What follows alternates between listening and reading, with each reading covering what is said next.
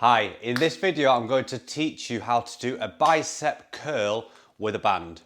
And I would suggest using the red band for most people. Unless you're really strong, then you can use a stronger band. But the red band can be sufficient because it has a really good amount of stretch and it's good enough for a small muscle like a bicep. Okay, so the first thing, we're going to step onto the band with both feet just slightly wider than shoulder width. And we're going to bring our hands underneath like this. So you take them underneath like this and then stand up.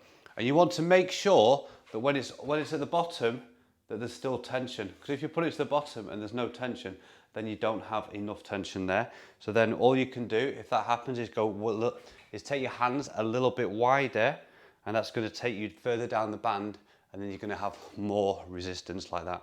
Okay, so the number one thing to remember is the elbows do not move. So we don't go like this. It's not up here. The elbows stay locked in place by your side and come all the way down nice and slow. You should feel a nice stretch in the bicep and then come up and squeeze the bicep at the top. So down nice and slow and then up and squeeze. I'll show you from the front. Watch that band doesn't slip out. And then come down nice and slow and then up and squeeze at the top. Just like that. And that's the movement. Now there's another version we can do, which is a one arm. This can be a little more tricky to kind of find where you want, because it's not going to be even like this.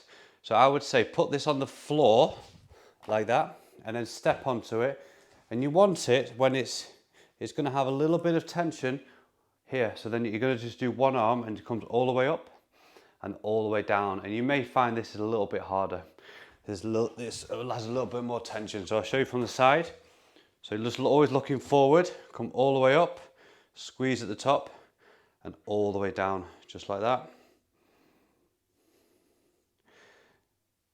Now I will show you another version what you can be doing from here.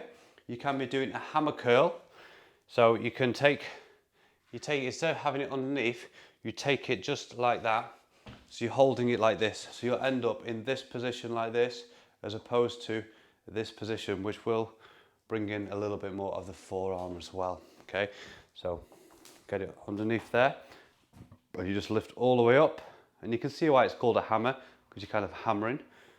We're just making sure to keep that elbow in place, bring it up nice and slow like that. I'll show you from the side.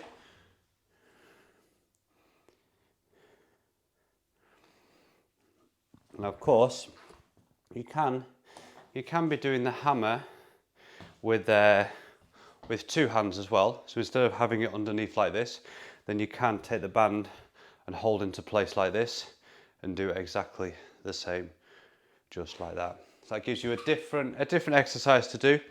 So maybe one week you do the bicep regular curl, and next week you do the hammer, or you can switch it up in the workout. You could do, one hammer, one regular, and then one hammer on the next set, depending on how many sets you're doing.